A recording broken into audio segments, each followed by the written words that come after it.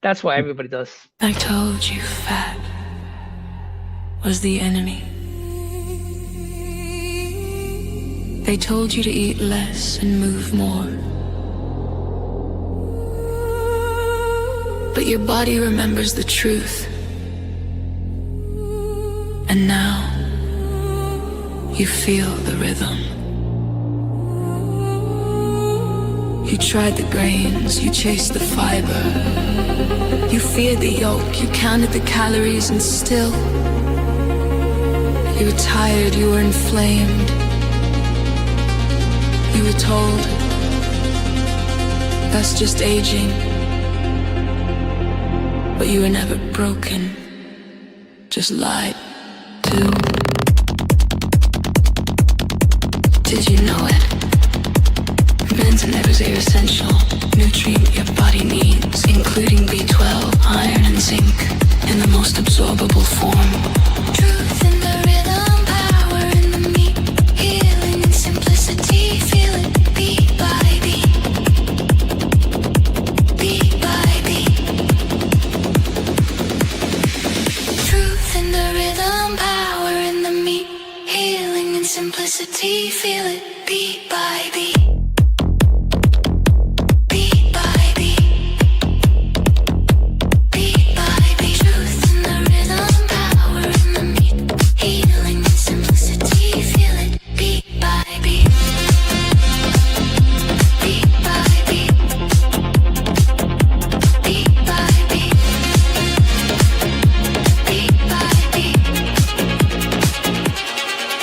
One ingredient, one mission. You rise with the sun, salt on your tongue, fire in your mitochondria. Your food is fuel, not fantasy, and that's why you don't quit. That's why you feel alive. That's why you don't listen anymore. Did you know? Did you know cholesterol is vital for hormone production, brain health, and cell repair? And your body makes it for a reason. No cravings, no crashes, just clarity, just meat, just truth. Truth in the rhythm, peace in the plate. The body doesn't lie, it remembers what's real. Did you know? Did you know? Did you know? No, no, no, no, no, no, no.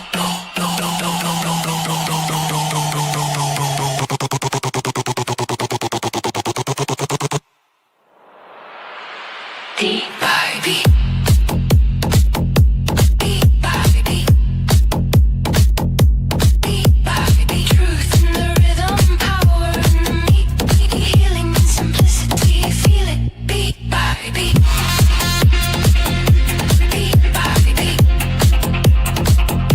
Beat by beat. Beat by beat. Did you know? Your brain is 60% fat, and the fear of fat was funded by sugar giants. You're not broken. You're bioavailable. You're back. Welcome to the rhythm of real health.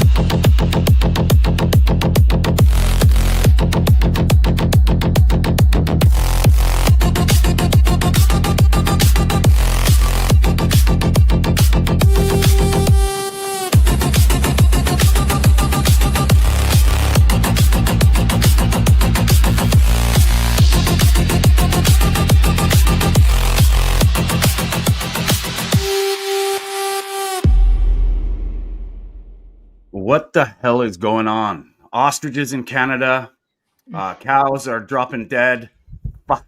Mark's got some stuff against science. We're going to get into some.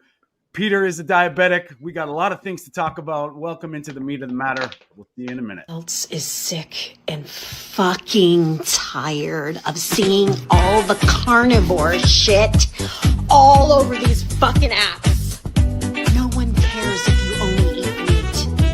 every single one of you have to identify by carnivore fucking Connie, carnivore Ken, whatever the fuck your name is, and you add carnivore to the end of it on your fucking bio is fucking weird. Weird. You're literally treating your diet like a fucking religion. A religion. A meat religion. Okay? Like, what in the absolute meat fuck is this shit? Your fucking boards with your eggs and your cheese and your fucking butter and your dates. Who cares? You can't shit. Your fiber intake is fucking zero, and you think you're just fucking trudging through life getting all healthy. Get the fuck out of here. No one cares. Your meat fucking ass, your meat farts, your Well, meat it is sweats. Sunday. No Welcome one to the Meat of the Matter, everybody. Thanks for joining us on Instagram and YouTube's, all our channels. We appreciate you. We like to hear about it. Thanks for the comments, the hellos. Let us know where you're tuning in from. Boys, we have, before we get going, I just want to shout out to Byron Funk, Carnivore Beats. Go subscribe to his YouTube channel and his TikTok, bringing up the meat-fueled magic. He helps us out with the music. We love him. Also, shout out to the carnivore community. I know Brian's watching on Instagram. Sorry if I can't follow the chats on both. I am not tech savvy, but we are broadcasting on Instagram and on YouTube. And a very special shout out to Victoria, because Carnivore Evolutions is coming. Love the collaborations with all of it. The carnivore community worldwide, the Carnivore Evolution, Mark and Victoria's other project, and of course us. Boys, what it's been a crazy week, man. How are you guys doing? Yeah, another crazy week in the world. Mark, Every day it's just getting worse. I've noticed that your trust of the science is waning. Hey, a lot of the stuff that we're going to get into today is, it's almost like a broken record, but it just doesn't stop. Now, the fiber, the seed oils, the sugar, and us being in the carnivore space, we're we've got a lot of stuff to navigate through, and that's actually what the carnivore community village. I don't know if you guys have been following it, but it's great. Everybody's sort of chiming in, and they're on Instagram. It's pretty fun. But firstly, I want to do a very special or a very heartfelt thoughts and prayers to Katie Pasitny and the BC Ostrich Farm. I don't know if you guys have heard about that. I did hear about it. Yeah, Victoria was telling me about it. But our fine Canadian government just decided to put a cull order on 400 ostriches. And if you don't know the story, you probably don't, because the mainstream media is not really covering it. Now they are, because they've done it. So they had a big stay of execution, and they said no, they're going for it. So what I think happened was these birds presented avian flu over about a year ago. Then the birds got better. They wouldn't let them test them. They just ordered their execution. So in the name of, the family of Katie Pasitny and the BC Ostrich Farm, thoughts and prayers go out to you. Like, it's just tragic and horrendous. They're not even food, but the Canadian Food Inspection Agency decided to get their hands on it. And it was horrific watching what happened. They couldn't access the birds for a year. Just tragic. And I don't know about you guys, how you guys feel out there, but it's just, it's not good. And if that's a sign of what my government in Canada can do. Yeah, but they've been doing this already for years, also in the Netherlands, right? With the chickens. Same here. Even with the pork. Mm. Yeah, it's the same. It's the same here. When does it stop? Hopefully, we all unite. And remember also with the cows, actually, like 20 years ago, they had to do the same. And there was the mad cow disease, of course, which is totally human caused, because we were feeding the cows basically bone meal from their own brothers and sisters. So it's totally insane. We humans are creating these problems ourselves, and then we have to kill these animals. Yeah, we're having for no purpose. Yeah, we're having the same issues over here now with our turkeys. We're having like the bird flu issue again, and this comes up pretty much every couple of years, but it's after raising its head again. And I was watching it on the news the other day, and I was just like, "Holy shit! When does this stop?" Oh, I know. Yeah, and we'll talk about Bovair, of course. Yeah. And so, So a little backstory here, guys, and I mean, I know this conversation lit up all over the place, especially for once one of my videos that actually caught it. But I'll tell you what happened. Peter sent me a TikTok, and it was like, check this out, and it was this like really pleasant farmer guy kind of thing. Whatever, he's a naturalist, doesn't matter. Whatever, he's standing in front of cows, mentioning that cows are dropping dead in Denmark. So I grabbed that and I reposted it on Instagram, and it kind of went off.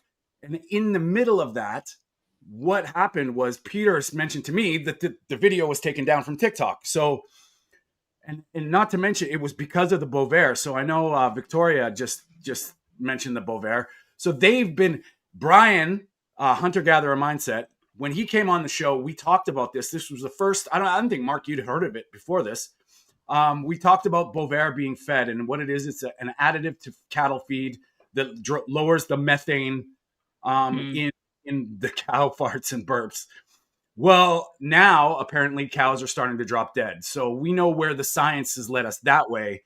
And it's just another, like, when does it stop? It's just ridiculous. And, you know, in what I've heard from Brian, Arla Foods is one of the biggest dairy corporations in the world. I know because I did some research in Canada in my grocery stores. They're responsible for a lot of the imported cheese in Canada.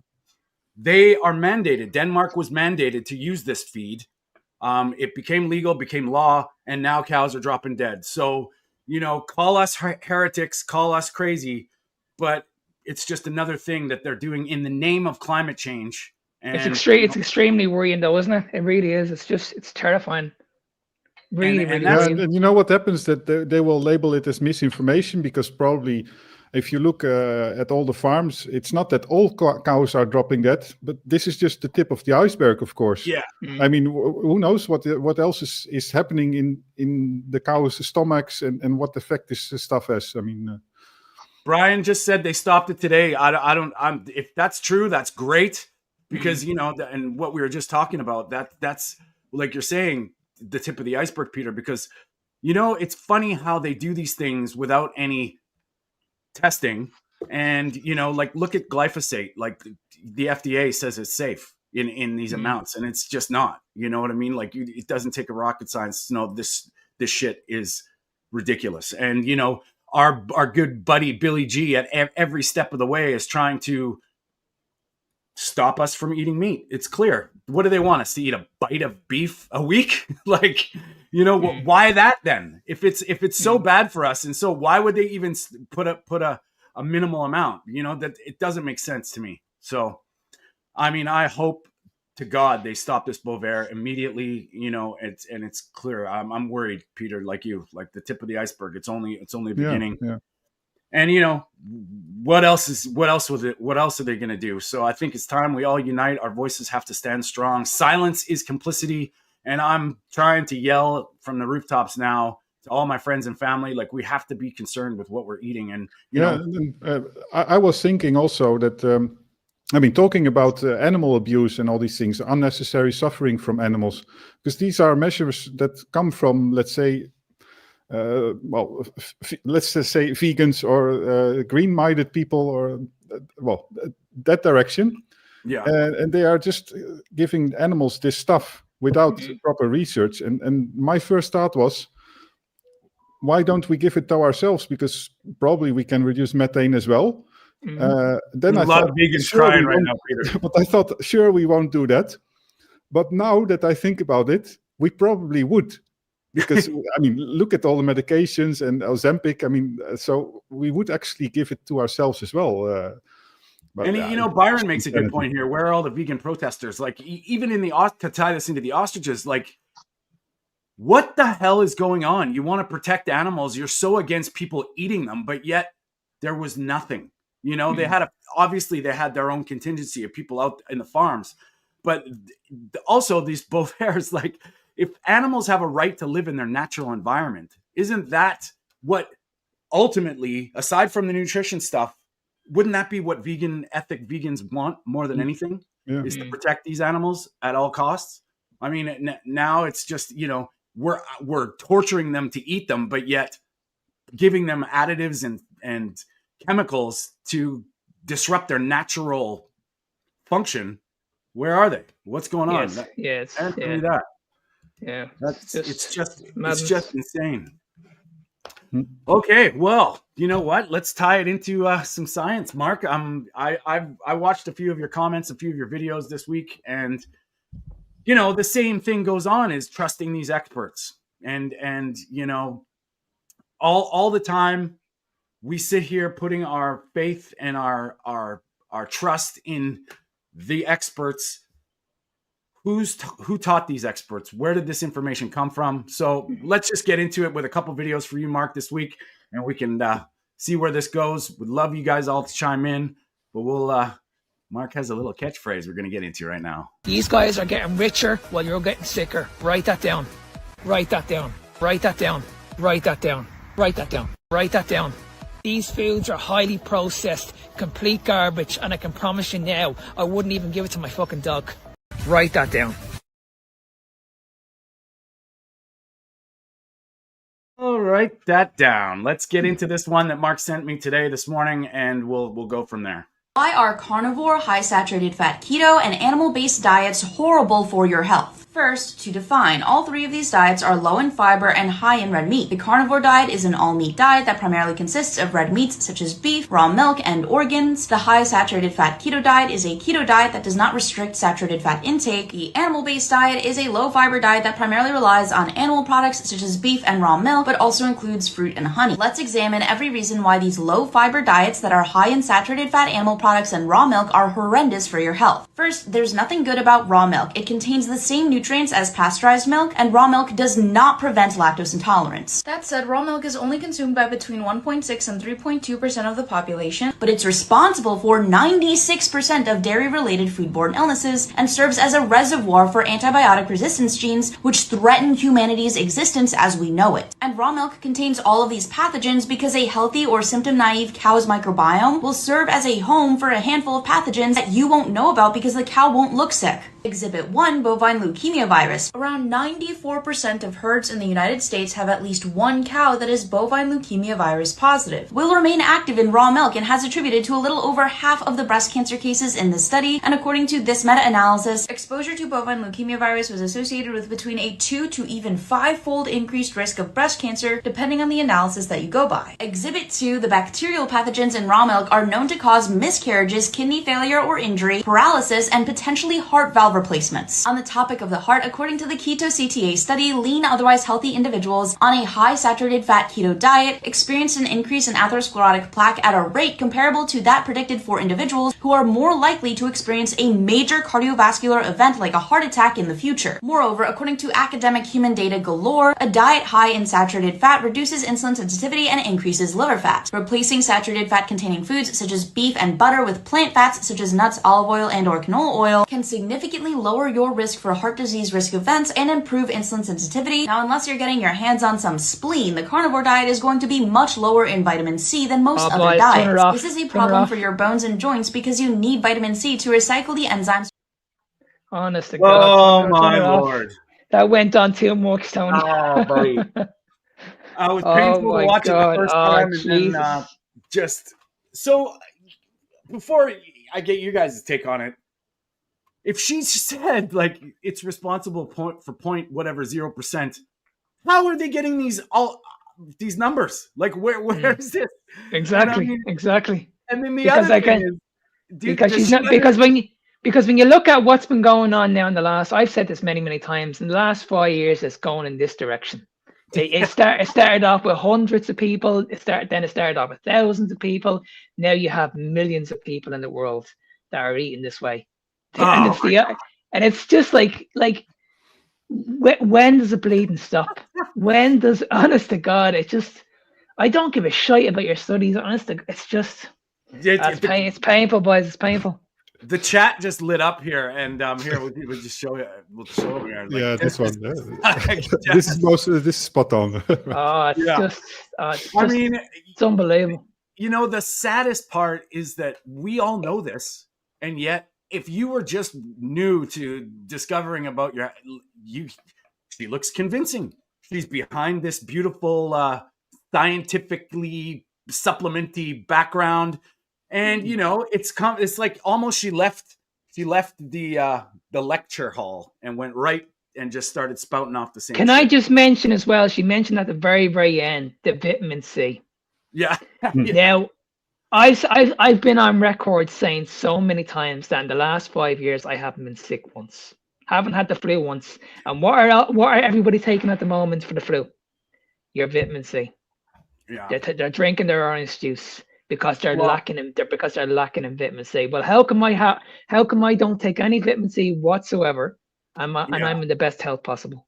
Well, I haven't taken vitamin C. I've actually changed. I've actually started supplementing vitamin C, but for my own reasons, and it's not what you're saying, Mark. It's Me too, Tony. So yeah, I once actually, with I work- actually, the more shit that I come across as far as like our exposure to chemicals and pesticides and God forbid nanotechnology, we won't go there because we don't want to get a strike.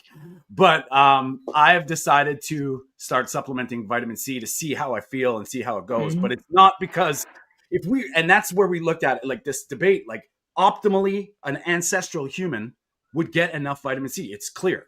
So that, for my reasons, they're my own, and I'll probably do a video about it sometime. But it's interesting how they fall back on this shit. That's that they don't look at it in any context. And I mean, when we had Malcolm Kendrick on, he explained a lot about vitamin C that kind of started me on this, that woke me up to it. But I mean, it's the optimal, the necessary, and where to get it from. There's so many areas that are and it's just it's clear that carnivores don't have scurvy, and that's their argument, which is it just doesn't make sense. So honestly, Well, and then I had my vitamin C tested, by the way. Just Okay. so, and it was perfectly fine. Just like the folic acid, which is another common argument. So, Well, that's another thing that I've been, the deeper you go into folic acid, the more horrific you realize that the synthetic shit is not good. That's also with I should say folate probably. Yeah. Or the other way around. Yeah, but I mean, and people think that whatever country you're in, your crops are safe, but they do these things and they don't tell you. So all these prenatal vitamins and all these that pregnant women must take by any, which I'm not saying folate isn't necessary, but the folic acid synthetic supplement has been pretty much proven now that it's arguably toxic. So we spray all our crops with folic acid to get that folate that's not folate in the cereals. So when you're eating your cereal and it says, "Oh, high in folic acid," no. There's obviously a lot of nuance with that, but and then the whole thing about raw dairy, it's like, can't we just live in a world where it's due diligence and know your sources, trust your sources, and make the best decision for yourself and your family? Pretty simple. I mean, if you want to drink paint, put a warning on the label saying it may be toxic, but are you going to do it? Raw dairies, they're putting it in the say, like it's more harmful to Canadians to consume and sell raw dairy than it would be to sell somebody paint and somebody like it's complete and utter nonsense. And I'm almost sick and tired of this coming up all the time about raw dairy. I mean, but I don't know if you guys are familiar with soccer. Are you familiar with soccer? I know what it is. Okay, there's a guy in Europe at the moment. His name is Erling Haaland. Now, this guy is an absolute beast. Yeah. He's an absolute beast. You want to see the size of this guy. Now, this guy is built like a machine. And he put up a video there about 2 weeks ago, and he was talking about what he eats on a daily basis. Now, he eats a lot of steak and he drinks raw milk. Now, I'm not even joking with you, Tony. This guy is built like an absolute machine. Like he's scoring goals left, right, and center at the moment. And as I said, he put that video up, and everybody was jumping all over social media. Oh, this is what I should do. I should be eating more steak. I should be drinking more raw milk. Now, because he's such a big influence in the world at the moment, everybody's jumping on it. But when I mentioned it, like say a couple of months ago, everybody was like, "Oh no!" I mentioned it. Remember when there was a woman, I think it was this country, or I think she lived in England. Her daughter passed away from drinking raw milk, and she went all over social media, and it was a sad story. But I jumped all over it, and I was like, "Hang on a second, it wasn't down to the raw milk on its own. Like you need to look at other factors here. And I got lambasted all over social media about this. That's why I had to take the video down. TikTok were on to me saying, "Listen, this is false information. This is misinformation." And even if it were true, right? I mean, it's just one case. And what this woman did in the video, she mentioned all these things, and then in between she talked about something with miscarriage or pregnancy. Yes, and that was that's the one. Only one situation where you could argue, like, okay, maybe play it safe and skip the raw milk, skip the fish, or that sort of things. But Peter, you just said it there. That's an immune system thing. When your immune system is taxed overly and your gut is broken and weak, these are going to affect you a lot differently than someone who's robustly, resiliently healthy. Yeah. And that's the E. coli thing all over again, right? Like more people die from spinach and romaine lettuce than actual hamburger. Mm-hmm. And where's the everybody freaks out about, especially in Canada, we're not even allowed to cook burgers in a restaurant medium rare because it's illegal. It's actually illegal because of E. coli bacteria, which we have in our gut all the time. And it's I think, like, in my opinion, the ones who are weak and exposed the same amount of E. coli to that person compared to somebody who has a strong, resilient gut, it just goes through them. It doesn't cause a reaction. So it's all this stuff. There's so much, and I mean, look at our modern day food supply. Our monocrop agriculture lives are weakening our guts, which are making us more exposed to stuff that wouldn't even be around. It wouldn't. Let me tell you one thing. That's I'm eating raw meat, as you know, for about a year now. I did it before, but now I'm really consistently eating raw meat. And I grow more and more confident, because the only place where raw meat gets really contaminated is either when the animal is unhealthy or in an unhealthy environment, and unhygienic handling. But this unhygienic handling part, of course, plays a role with other foods as well. And our stomach acids, if your immune system is all right, can handle it perfectly. And thinking about that, you can hardly do it wrong, because if you leave meat in the fridge for several days, nothing happens. And if it goes slightly bad because it has been there for some time, it doesn't immediately produce things like salmonella or campylobacter or that sort of stuff, and your stomach can basically handle it. And I have a carnivore friend that ate a beef testicle, and it was a bit off, and he got sick for just a few hours. He was a bit shaky, but there was clearly something wrong. It was probably handled in a wrong way from a Turkish supermarket or so. Yeah. But also then he got better after a few hours. Yeah. Mm-hmm. And you know what? That's something that I've found, like, that when you're on a budget, you go into, and some of the supermarkets have like buy it now or eat it tonight kind of thing with a discount.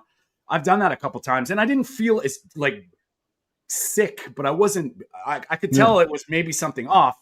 But I mean, I'm under the impression that I tell people this too, is like, people ask me all the time, Tony, is this meat bad? And it's like, well, do you have to think about it? If you can't smell it, or something's like, yeah, it's bad. But if if it smells fine, eat it, And I think we're getting weaker and weaker, and all these things are going to be, pretty soon, all these broken gutted people aren't going to be even able to eat raw steak or rare beef, because they're just going to be, because they're gonna be rare to buy. There's not going to be anything left.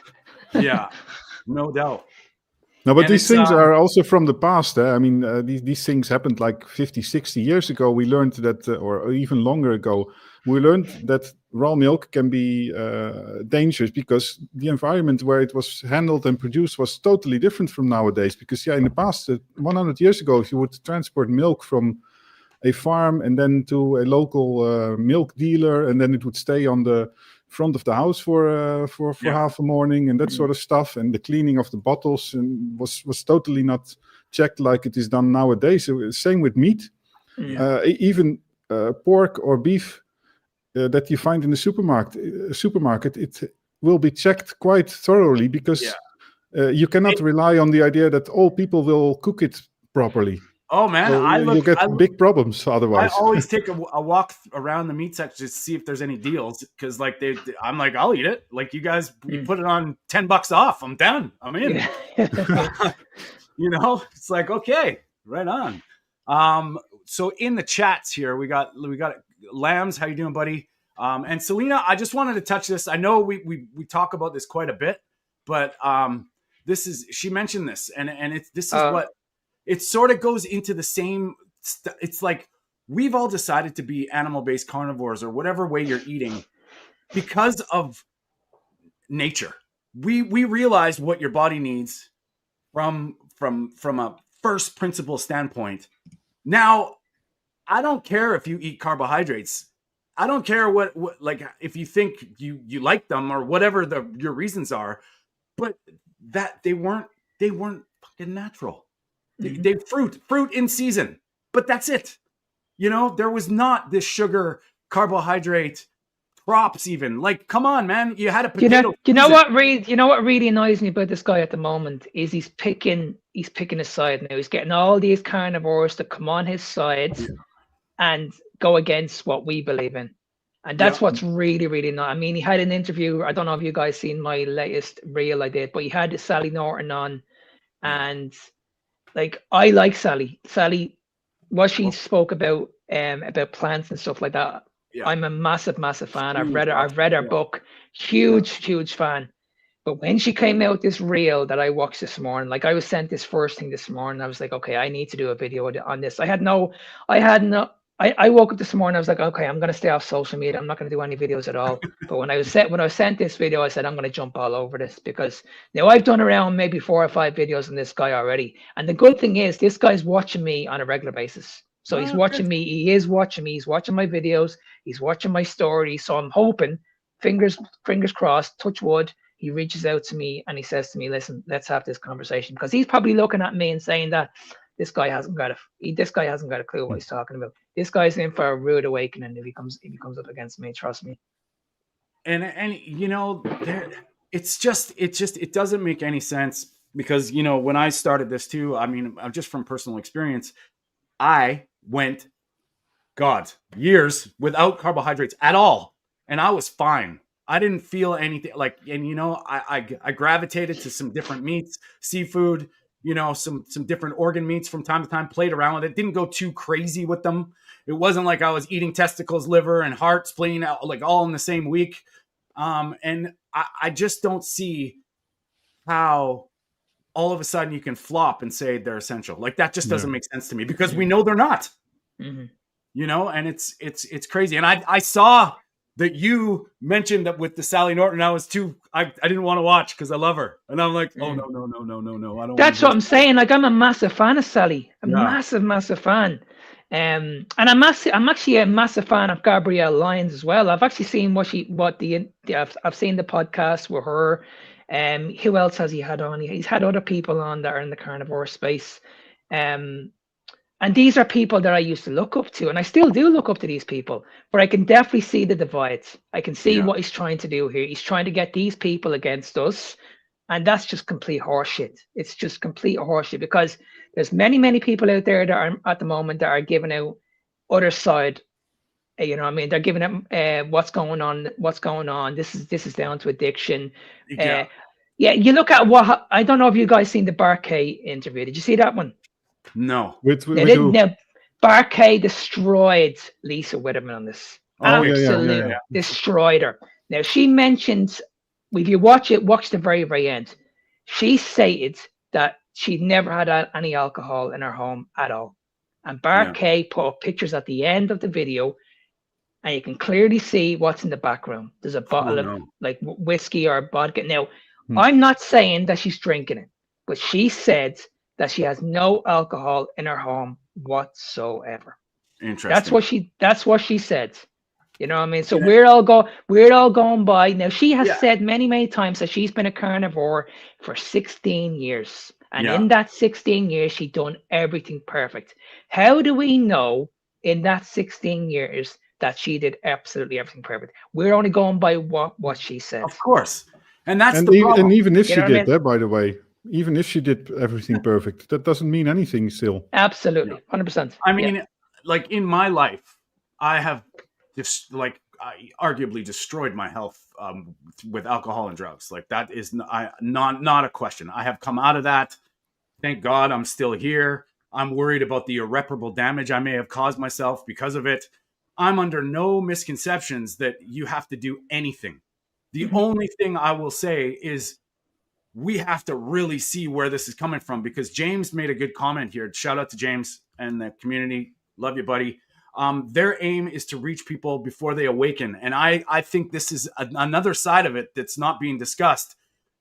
The amount of how much reach these big influencers get by, all they need is a donor. All they need is a backing from somebody corporate. And then all of a sudden it's like, well, you know, I've kind of changed my mind. And that's the thing that worries me, is that they saw something that was gaining traction and like huge movement, and they have to put their little claws in it to stop it. And now we know they get us from all angles. They get us from the environment, they get us from the health, they get us from the, now all of a sudden it's just, you know, they want to take steps back to make us, and it's clearly a division tactic.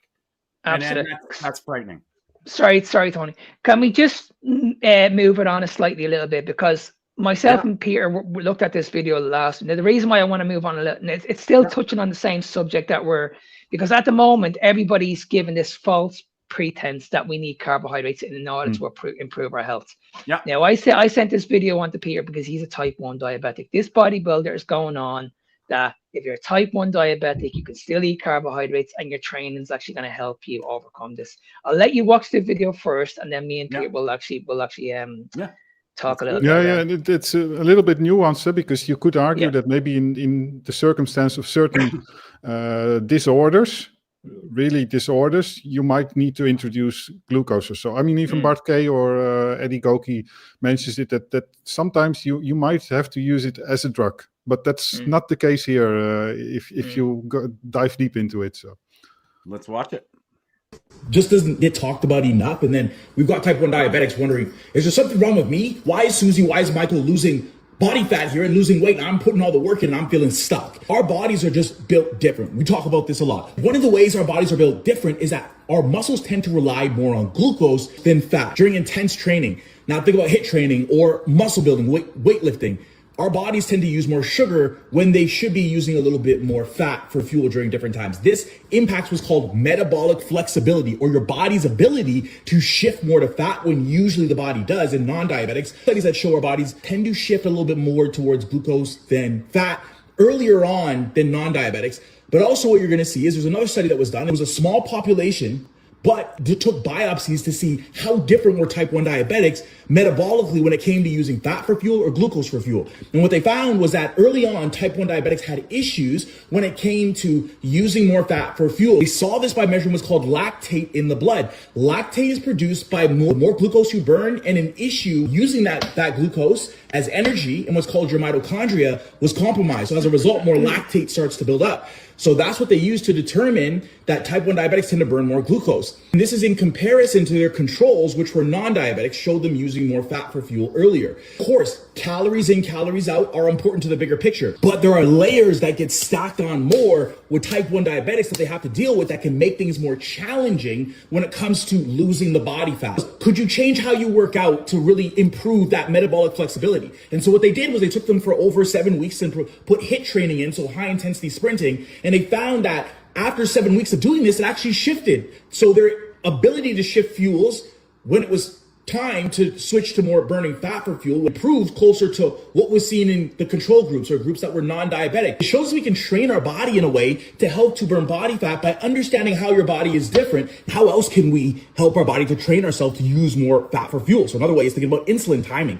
What we know about insulin, the more insulin that you have on board, the body tends to say, okay, let's store this rather than burn it. So another way you can train your system is to have less insulin on board at the time that you're doing this HIIT training or cardio workout. You know, understand our body better. This is not to take away that calories in, calories out are not important, because they are, but we have to think, what does this mean for a type 1 diabetic who understands their body's different, and now they're capitalizing on it as many details as they can to actually get to the way to the goal. 5 months down the line, a year down the line, 2 years down the line? How different would their body be if they really understood how their bodies are different? How different would their body be if they could? I can't take it, man. I No. can't Yeah, take I it. think we've seen enough. Okay, Yeah. okay. Just He's before making you some guys good go, points, I want but to say also some something. bad points. I want to say something before you guys go on this, because I'm just going to go from what the hell would we have done when you had to hunt for an animal? 100%. 100%. What would you have done? Would you worry Yeah. about all this stuff? What would you Yeah. have done? Yeah. I'm going to talk a little bit about this, because the only reason I'm going to talk about it, because I've had experience in the past dealing with the type 1s. Now, these people were getting back to me and they were saying to me they were having these hypoglycemic attacks regularly. Okay. And I was like, okay, hang on a second. Maybe you don't need as much insulin as you think.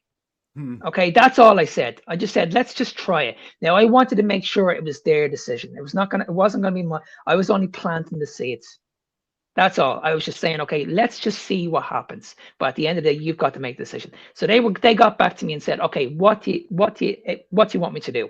And I was like, okay, let's just have some insulin in the morning, and let's have another bit at nighttime or in the afternoon, and let's see what happens. Let's just see what happens. We took the carbohydrates out of the diet completely. Everything improved. Okay, now these people are going through joint pain.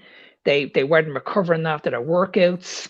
Yeah. These people were still able to build muscle.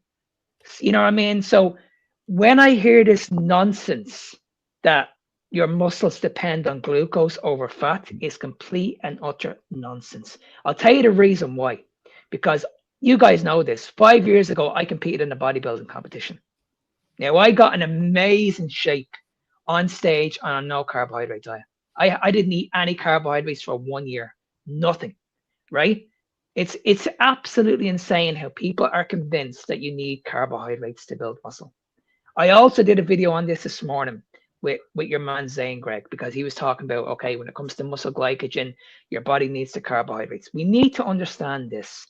If you want to get pumped, you want to gain a lot of mass, eat a lot of carbohydrates. Eat as much as you like. But I don't care what any influencer tells you. I don't care what any fitness person tells you. You are not gaining muscle. The size of the muscle is an illusion.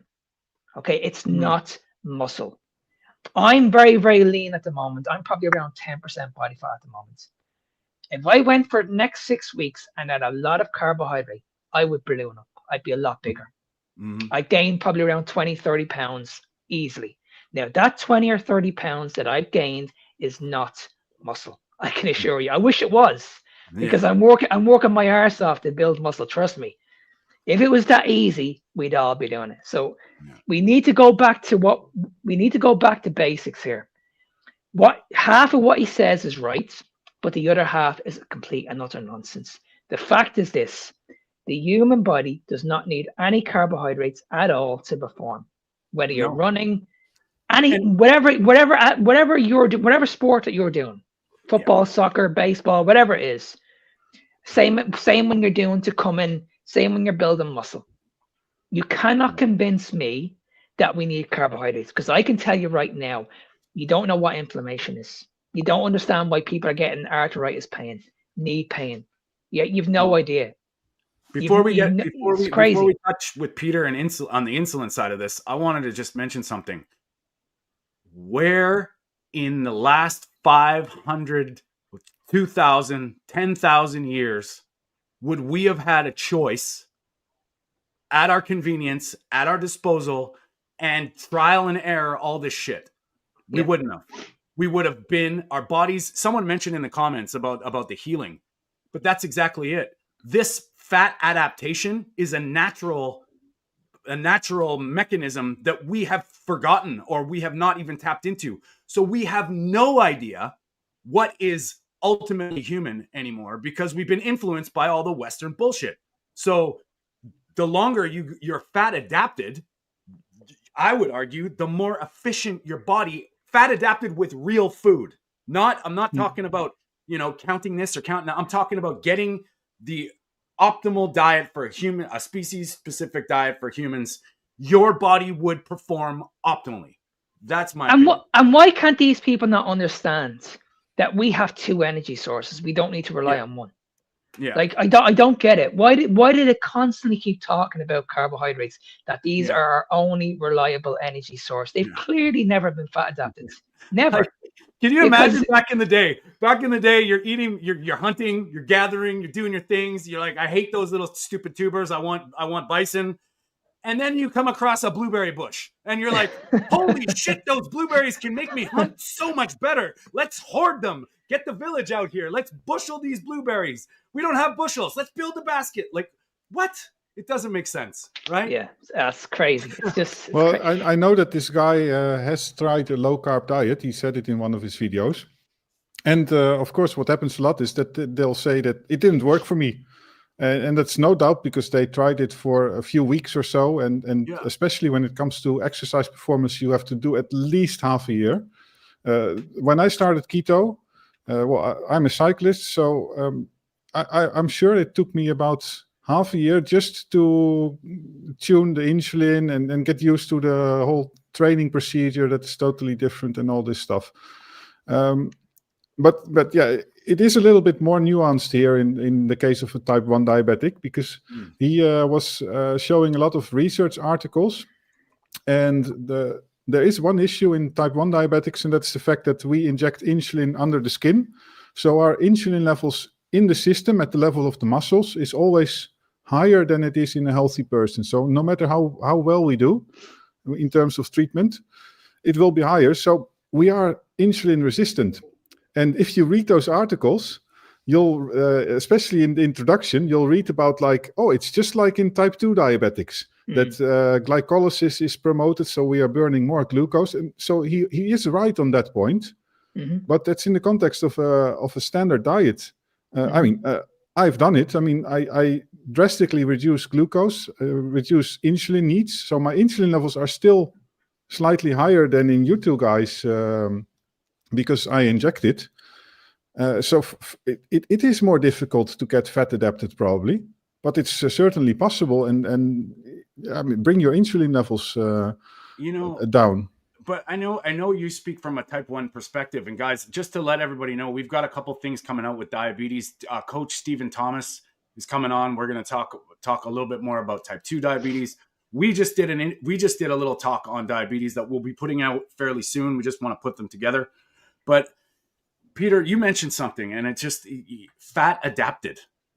We would have been born fat adapted. We would have been born into this way. Yeah, we came into ketosis. Yeah. We would have been able to tap into it. And when we had the fruit on the tree, we would have probably ran a couple laps around the tree, and then there you go. Now you're on your way to your next hunt. Like, that's the problem with all these modern day things. And I'm not saying from the type 1's perspective, because you have to, you're a lot more, you have to. But from the normal people. You don't have to, because I find this a very important point to make, because Mark mentioned hypoglycemia. But in both type 2 and type 1 diabetics, the approach advocated by doctors is totally wrong, because they fear hypoglycemia and they tell you to eat to prevent it. But every time that you have a hypo, I mean, of course, you have to treat it in the acute phase, but you have to go back and think about what have you been doing wrong, because it's always lack of insulin. Lack of too much insulin. So you injected too much. Yeah. And you have to adjust your treatment. And that's very difficult with type 2 diabetics, because you'd like to say to them, stop eating carbs the next day. And especially if they are on insulin. I mean, I had one in the comments. She talked about hypos. And of course, the doctor will say like, well, yeah, try to include 20, 30 grams of carbs again to resolve those hypos. But yeah, then it's a vicious circle. You cannot get out of it. Can I just jump in there, Pierre? Sorry for interrupting. Yeah, this is the reason why, like, I had this conversation with somebody on TikTok, and he kept on giving out to me. And I was like, I don't think this guy is actually listening to what I'm saying. He wasn't reading my comments. This guy, I can't remember, Peter knows more than I do. But anyway, let's just say he was a type 1. I was clearly stating that your body needs insulin. I'm not saying your body does not need insulin, but what I'm saying was if you're eating more carbohydrates, your demand for insulin goes up. And that's what I was clearly trying to say.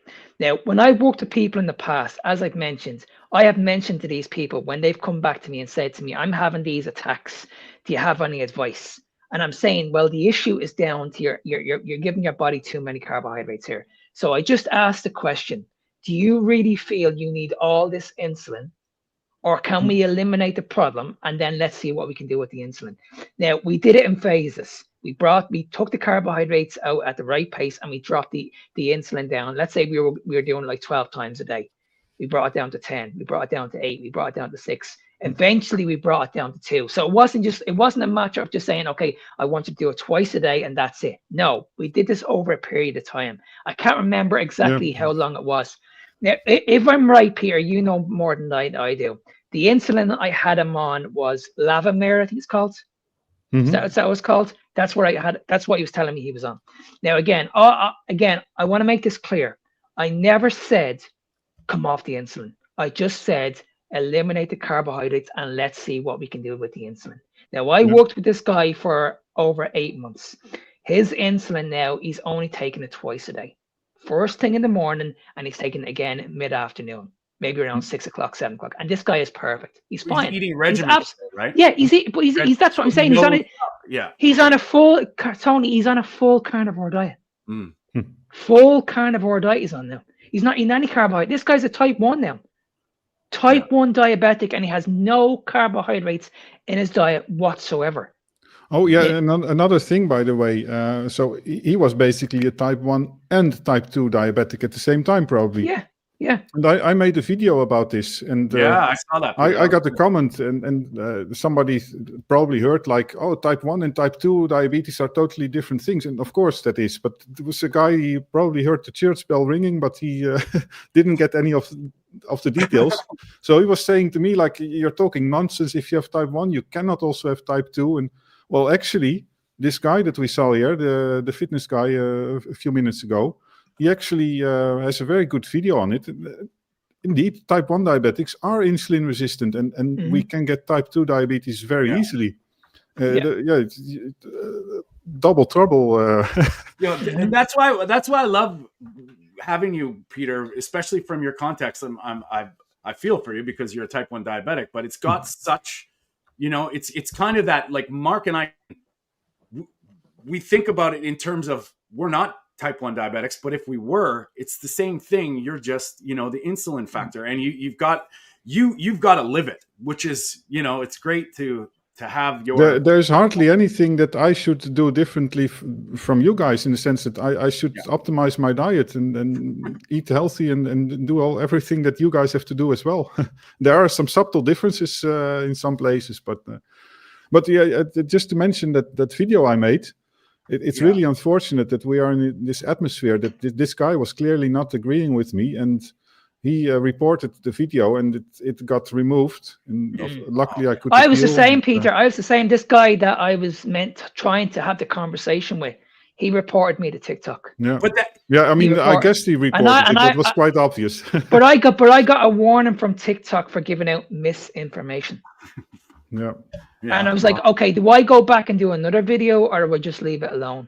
And I was like, I'm not even going to waste my bleeding energy, because if anybody watched the video, the first video that I did, I clearly stated exactly what I said. I never said to any type 1 out there that you should never be on insulin. That's never. But I also said was, and I used a good analogy. If someone who's trying to quit alcohol, do you say to these people, okay, it's okay, but you can just add in more alcohol?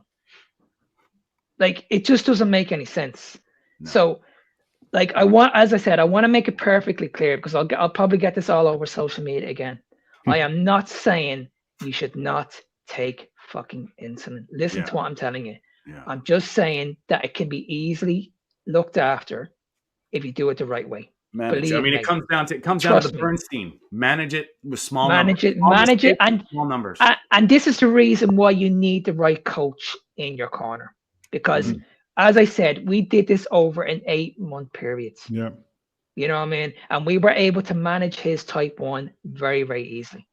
Now he's not getting the joint pain anymore. He's not hypoglycemic anymore. He's not getting these attacks anymore. Why aren't people not listening to these people? He's not the only one. I've worked with, I think I've worked about maybe 3 in the last 5 years. I've worked with more type 2s because it's quite prevalent in the world, what's going on in the world at the moment. But I have experience with type 1s. I've done a video.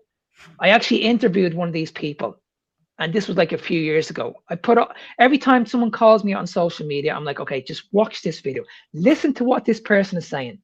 Yeah. I stay silent in the interview. I just say, okay, this guy's doing all the talking. Listen to what he's saying. Listen to every word that he's saying.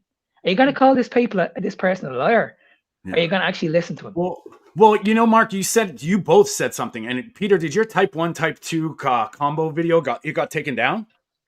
Yes, but it got restored because the thing is that it's basically in almost all situations it's just an angry person reporting the video, and then the algorithm, of course, removes it, and you can appeal, and it worked every time for me, actually. Because that's something that people like often miss, and it sort of touches in on Mark's feelings about this.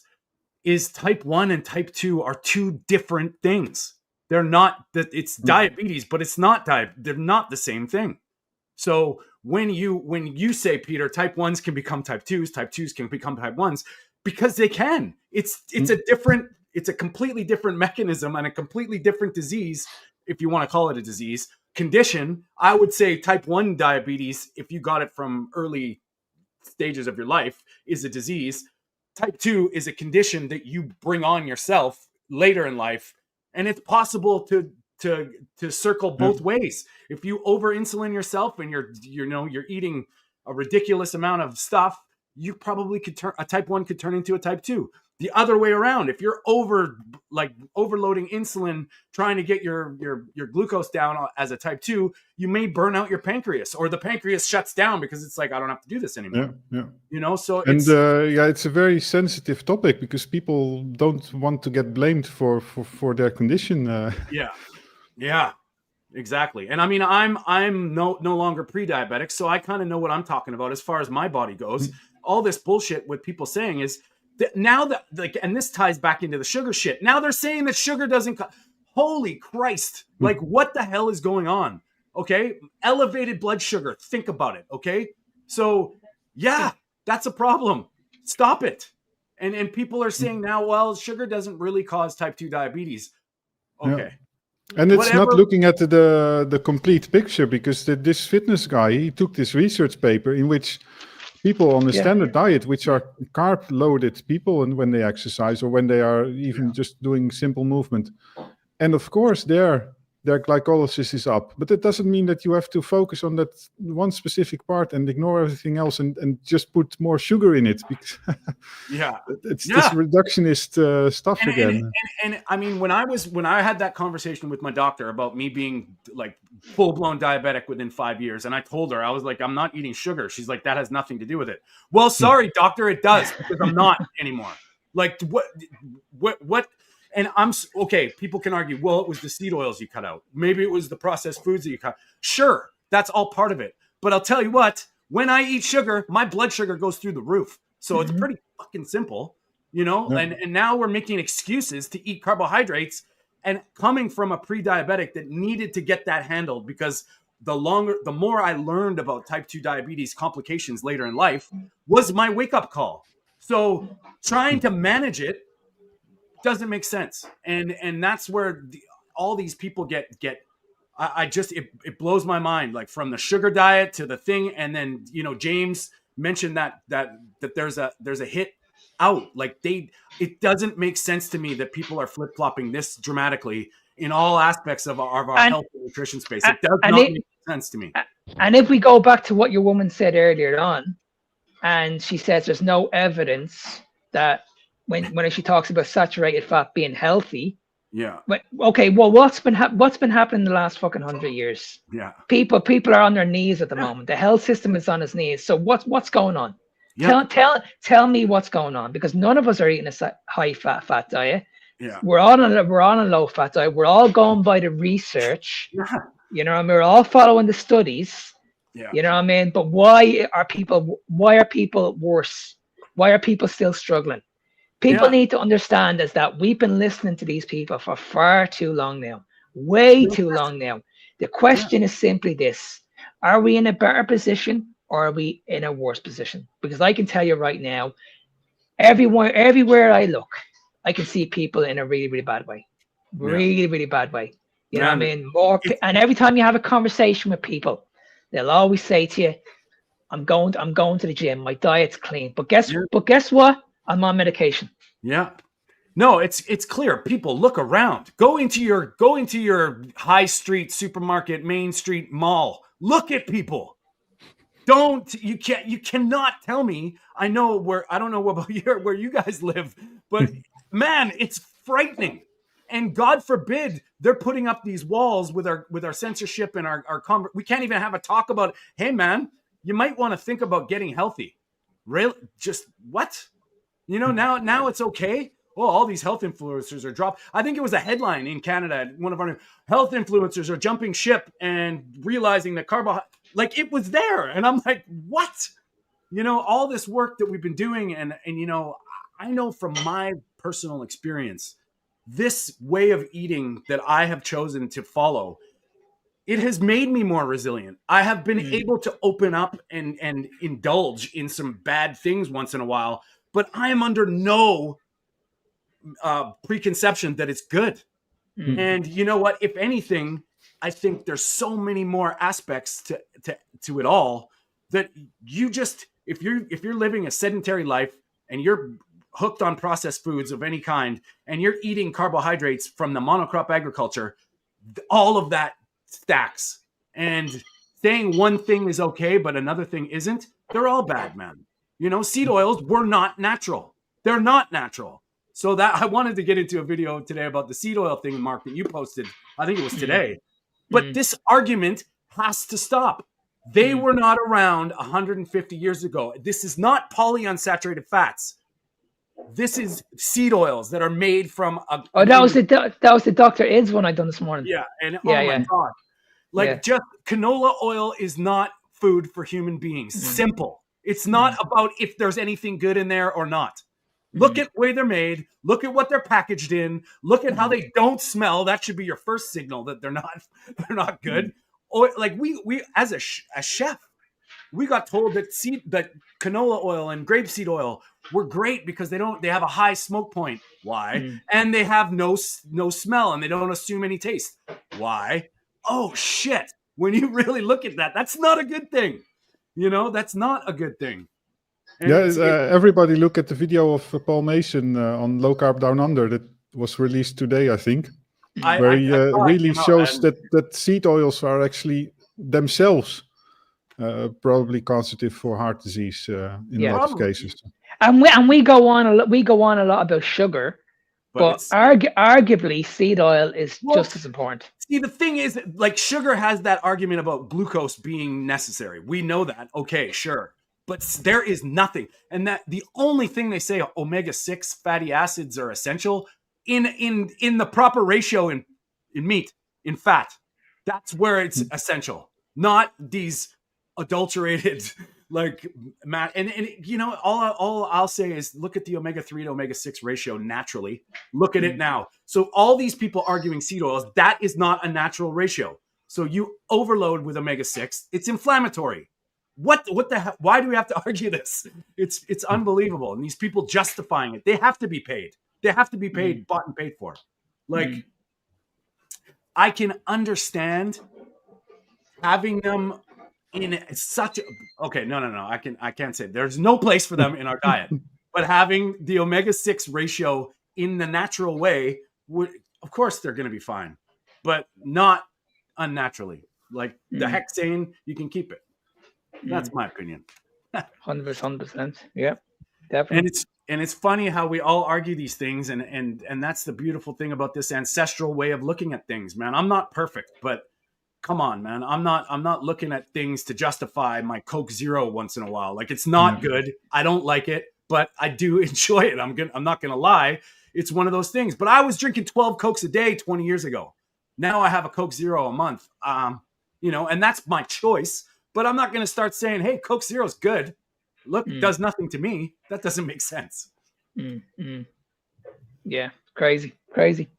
Well, boys, we're pushing an hour. We just wanted to say thanks to all the people chiming in, man. We really appreciate all the comments. Now that, like, I don't know if you noticed, we got the chat up. It's the first time I've seen this option. We are 3 non-tech savvy guys. That's just like, hey, look, we can put the chat up. That's awesome. So we're figuring stuff out. We got a lot of things coming down the pipe, everybody. I think, Mark, you are mentioning that Richard Smith might be having a conversation with us. I'm excited. Yeah, Richard's. Yeah, we have him coming on soon. We have Stephen Thomas coming on Wednesday. We're going to try and get that up live. Okay, cool. And I'm working on the interviews. We have the Blue Collar Carnivore that came out this week. One of your clients, or no, I think she found you on TikTok, Yvonne. We're catching up to this stuff. We're going to get our shit together, guys. I promise. We're working on it, getting everything sort of going. And we still have the endometriosis, women's hormones. We're finding the right time to get, Fleur, Aaliyah, and Pumi all together to have a little chat about that whole nonsense, which, and I'm reporting Fleur, for the last 2 cycles, she's had no symptoms, like just mild, normal, if you can call it that. And this has been like a year and a half in progress. So this stuff is important. And we're going to get into all things women's hormones, endometriosis, PCOS in the near future and dedicate a certain week. So hopefully everybody can chime in and be part of that. We would really appreciate it. But we love all of you. Thanks for your comments. Mark, any final words, and where do people find you, and what are you doing now? No, guys, as always, it's a pleasure. You guys are coming on, and we do this show for you guys. So if you ever have any topics that we miss out on, don't be afraid to reach out to us, because we're always looking on social media to try and pick out the rubbish that's on social media at the moment. And this week I was sent something that really impacted my life. It was a really, really proud moment. A client reached out to me during the week and they said, key in Irish carnivore coaches. Just keyed it in on Google, and guess whose name came up? This guy. Honestly, it was just amazing. It's just an amazing. So yeah, if you want to find me, just type my name in Google. You'll find it. Buddy, that's the ultimate. There you go. It's funny. If someone types in Tony Stewart, you get a NASCAR driver. So. And where do people reach out on social media, Mark?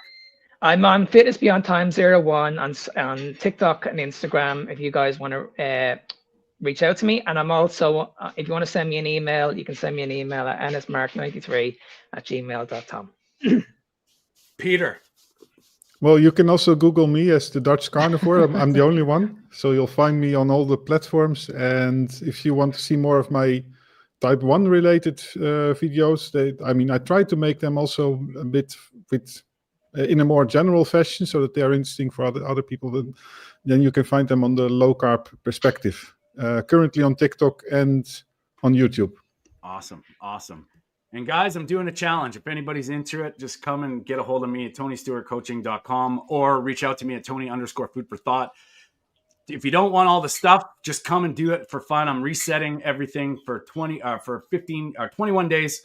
Beef, butter, bacon, and eggs, November 15th to December 6th. I'm just getting back to basics. It'll be fun. There's a few of us joining us. I love to shout out to Victoria. She's coming aboard, and Lisa, the Prairie Carnivore. We're going to have a little bit of fun before Christmas chaos. And I am on social media at Tony_food4thought. We're trying to get this message out. We really appreciate you every Sunday. Very special shout out to and thanks to the carnivore community worldwide. Go follow them on YouTube, please.